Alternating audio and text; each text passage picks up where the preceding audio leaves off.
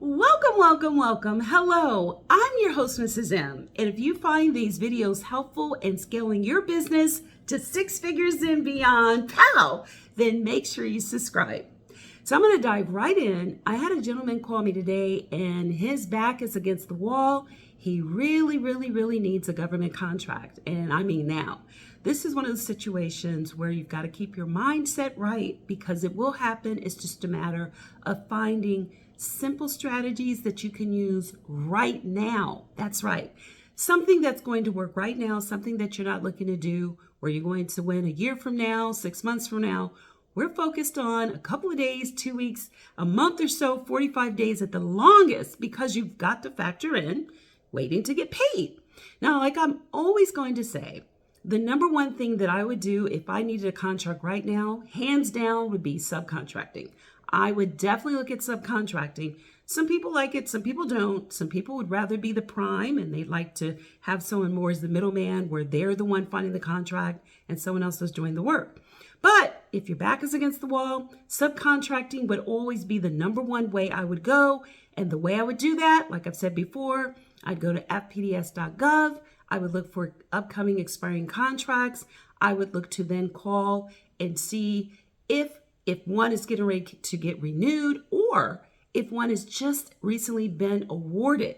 This is the best way to actually find a contract now. You don't have to worry about waiting to get paid. You can probably even negotiate them paying you within a couple of weeks. And that way it could solve your problem. Now, let's say you want to actually be the prime contractor. You do not want to be the sub. Maybe your back is against the wall, but you have a little bit more time than maybe someone that needs to start right away with subcontracting, which, like I said, would be my biggest suggestion. So if you need to make money in government contracts right now, this is what I would do. The first thing is I would make sure that I had my elevator pitch ready, my capability statement. And in my elevator pitch, I'm going to make sure that I focus on one thing. The one thing is I have to get their attention on what I'm going to do differently to make them go with me right away. What do I mean by that? Well, most people will pause if you can save them money or you can save them time. And most of the industries that we have when we're looking at smaller contracts, that's what we're looking at doing, saving that government agency money or time. Now, today I saw a $50 million contract, there's around 50 million, that is going to do for a roofing project. Now, you better believe that they're not looking for the LPTA, lowest price technically accepted. That's one of the contracts you want to look for. If you first start out looking at setting up your elevator pitch, the next thing I would do is I would look for one of the small business program specialists. There's a list of about 1,000 of them. Now, you can simply Google the agency and see if you can find it. What you're going to do then is make sure you have your elevator pitch and you're going to focus on value. That's the first thing. And your value is going to really make you or have you be a little more unique than probably most of the other ones.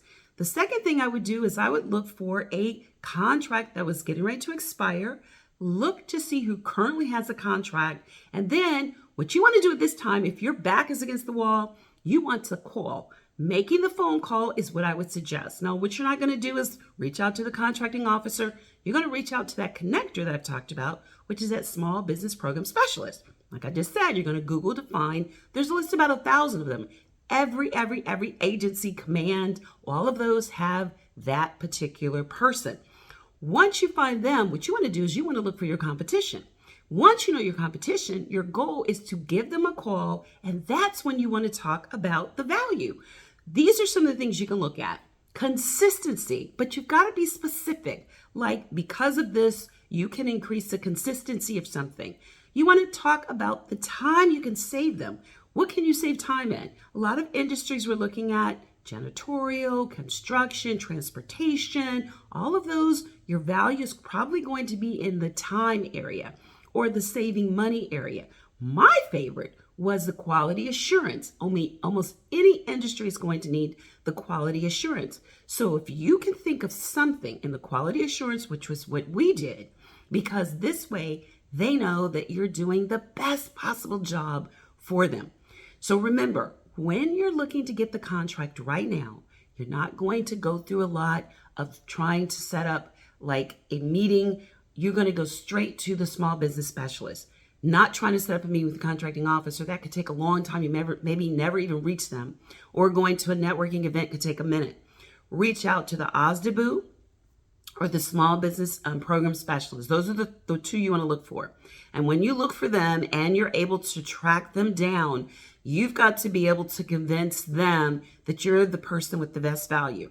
Now, there's two types of contracts most people look at. LPTA, lowest price technically accepted. That's going to be the ones that are smaller ones, like the ones we're looking for, or it's going to be best value. Best value are going to be more with the agencies or departments like Department of Defense. They have a lot to do with safety and all of those things. What you're going to do is convince them that you're the right fit for them based on, like I said, saving the agency money. Maybe you have a training program that's just fantastic where you cut the training curve by 50%.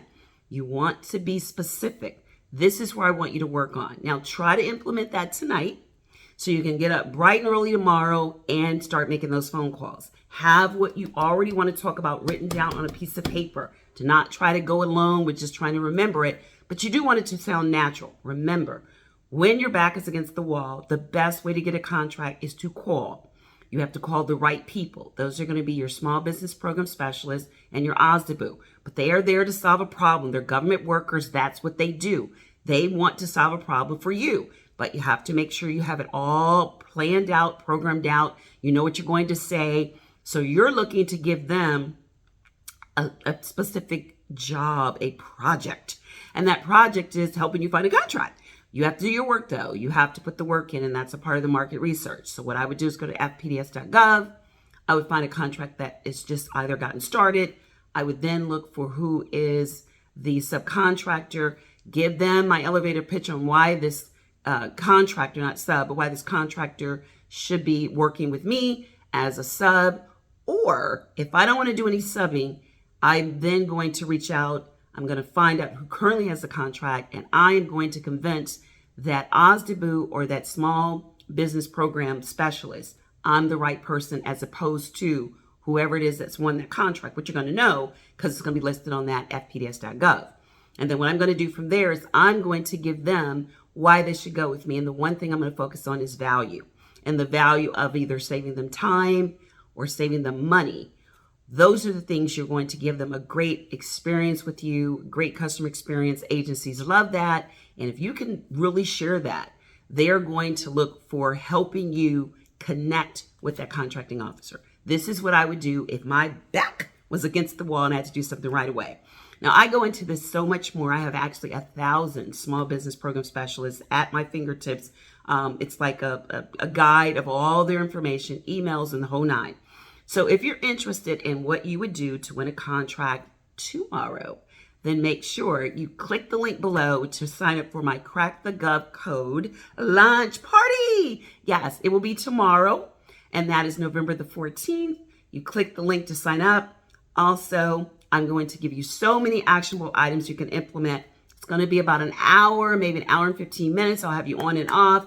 But I'd love to invite you so you can learn so much more. My whole goal is for you to be able to have money by freedom and not just have it happenstance, but you know how you're winning these contracts. Sometimes we can kind of chance up on something and we don't know what we did. But if we set up the correct strategies, which are some of the things I'm sharing with you, like looking for lowest price technically accepted contracts over best value. Those are going to take a little longer. They're more complex. And I'm always going to be a proponent of going ahead and building those relationships with the individuals I spoke about, OSDBU and the small business program specialist. So like I said, if you'd like to know more, I'd love to see you there at my launch party. It's called Live Launch Party, Crack the Gov Code. I will be there. I hope to see you. Click the link. And until next time, be safe and take care. Bye-bye.